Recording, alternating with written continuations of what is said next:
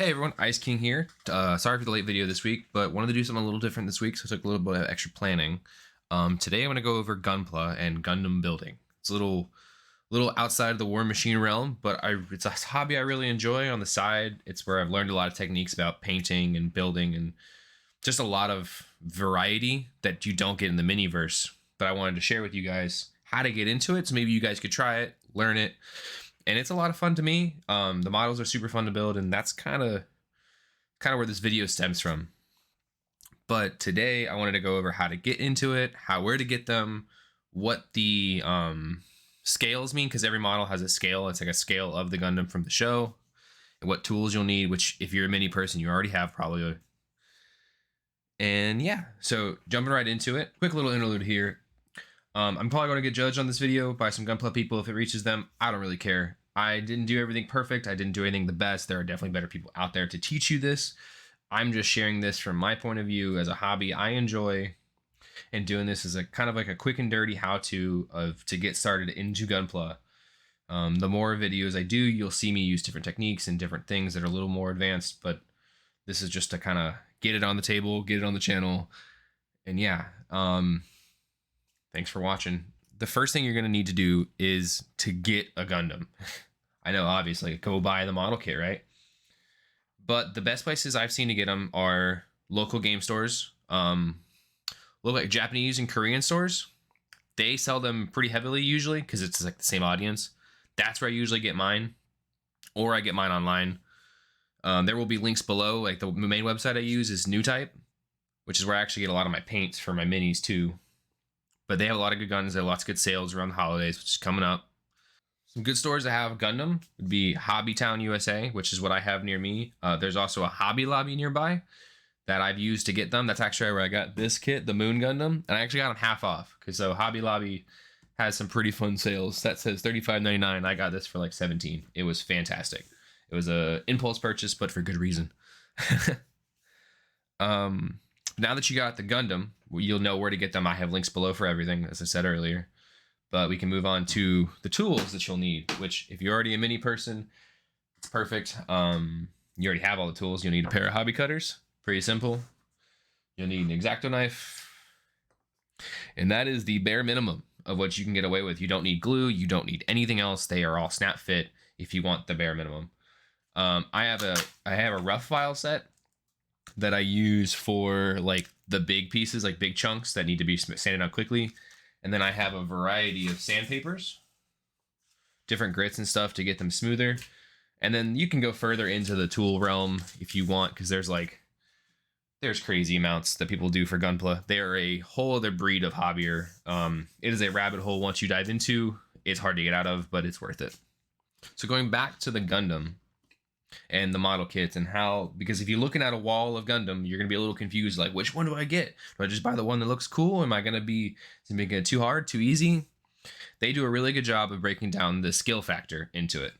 And not to say someone really skilled can't build an easy one, because the easy ones are still fun to build, but starting out is easy to get an easier one, then work your way up. So the scales usually work with the HG that's here and here. That is referring to high grade. So it's 1 in 1/44 scale. So if you took this Gundam, the Moon Gundam, and made it in real life, which they do make real life Gundams, Japan's crazy, and you took a 1 in 1/44 scale of it, that would be the exact size of this model kit. So everything they make in the models is to scale of what it would be in the show. And to break down the scales, they go entry grade, high grade, master grade, real grade, which is kind of on the same level as master grade. They're just different sizes. And then you have perfect grade, which is like the big ones, the big 1/60th scale, sorry. So high grade is 1/44th, master grade is 1/100th, real grade is 1/144th, but has the same amount of pieces as a 1/100. So it's a lot more intricate, which is where that skill factor comes in a little bit, working with smaller pieces. And then you have the 1 in 1/60th, which is like the perfect grades, the big boys. They're really big. They have lots of pieces. And they're a lot of fun. There's so many little like gimmicky things you can do with, like the leg panel opens and you can see 3 extra missiles, but on a high grade, you're just going to have the flat panel kind of thing. And so for the purposes of this video, we're going to start with a high grade. So it's gonna be a little different because I have this kit that has a special plan for it, but I'm gonna open it up and show you what it looks like when you freshly open it. Then I'm gonna go to another kit that we're gonna build today, and I'll show you how to build the first little bit, and then it'll be a time lapse to end it, and it'll be all done. So getting right into this, they usually come with this. It depends on where you get them from, but usually this little like cross plastic is always there. And then this just slides off. Excuse the noise if there is any. There's my trash. Same thing the other way. Or I'm just gonna save myself some time instead of doing it that hard way. Box art's pretty cool usually. They usually have some good ideas for poses along the side here. And it gives you some ideas of what it's gonna look like built. Most Gunpla, and this is the weirdest thing when I got into it, there's no back. They don't do anything here. All the printing is on one side. So this is usually like some animated, so they took the Gundam and then added some effects to it. A bunch of stuff you can't read because it's all in Japanese. Some of it is nowadays they do print like a background and like some of the stuff in English because they sell so well in the States now. But some of the older kits you're gonna see they're just only in Japanese. Open that up from the top, slides out.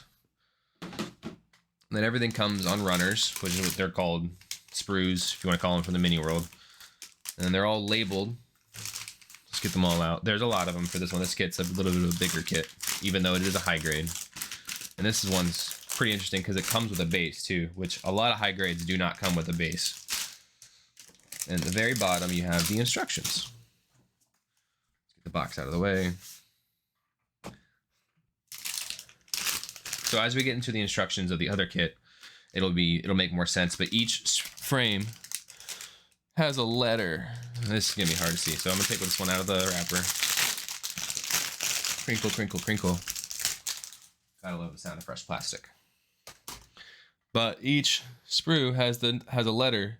They're like, this is E, and then each piece has a number. It's gonna be kind of hard to see on camera. I'm still getting used to the camera effects. But like this is 11, 12, 13, 14, 15, 16, 17, 18, 19, and so on. And then the instructions will be like E15, and it'll show you what direction the part goes. All right, and we're back. Today we're working on the MS-07B3 Goof Custom, probably one of my favorite mobile suits, because not every mobile suit's a Gundam. You'll learn if you know the show, but this is probably my favorite one. This is from the 8th MS Team show. Really good, like 4-episode series. You can see the pilot right here. And they kind of just have pictures from that. The more poses, like I said in the last one. And you can hear the pieces move around. It's because I already started clipping this out because I was going to paint it in like some cool marble effects. But I decided this would be better to use in the terms of just a how-to video because it's a very simple kit. So we'll just go ahead and unbox this real quick and then we'll get back into it. Instructions a little bit and how this is a very simple kit, so it kind of opens up. It's got colored pages with some art. Kind of, you're like, oh, why does it start at step 36? So you open it up again and all the instructions are here. So it has a quick page about all the pieces you'll get, a bunch of warnings like what symbols mean and stuff. This is like do it twice. This is for stickers, and it'll show you a symbol for the sticker next to it. And then you'll go into the actual first step. 1, 2, 3, and you go on and so forth.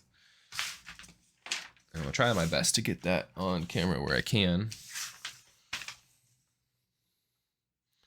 Yeah, there we go. So you'll see here, you got A12. It'll tell you to clip out A12. And you'll use PC4, and it'll slide in like that, and they kind of give you the directions. And then A18, then they give you a picture of how it's supposed to look when it's done. And so on and so forth. That's kind of how the whole process goes. And there is no words, there is no things. It's like, just use this piece, put it in there, and it's done.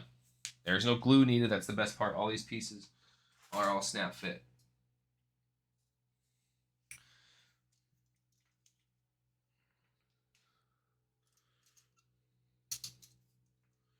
So as I realized, as I'm getting the pieces out here to get ready to build some with you guys, I realized I cut out all of the A runner, which is what we need first.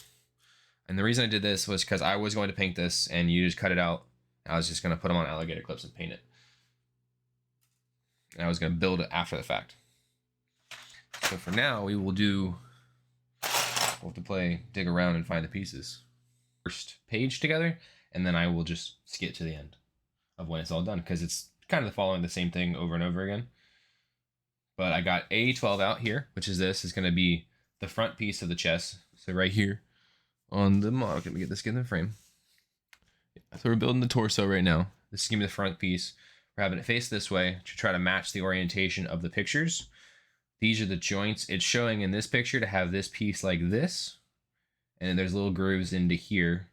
You'll slide in, and it kind of matches up there. And this is kind of like the arm joint because it swivels a little bit. And then you'll do the opposite on the other side. Then you got both joints in, and they'll kind of go in evenly. Sometimes these rubber pieces can be a little tricky. That's in. And then this piece will go deep into there. See those two holes right there? We're trying to get these orange pieces to poke out through the front through here as I drop it. Good job.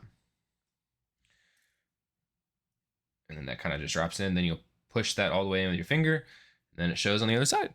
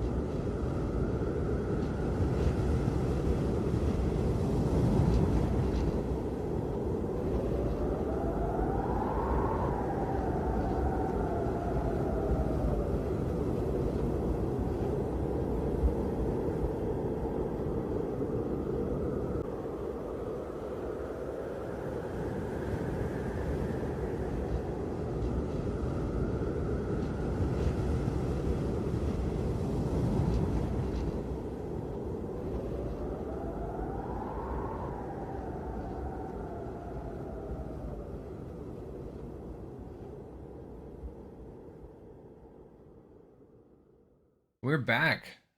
Just finished up. I threw on a couple episodes of TV shows and kind of just zoned out. And you guys watched, it was very, very quick. Time lapse, that's the goal, right?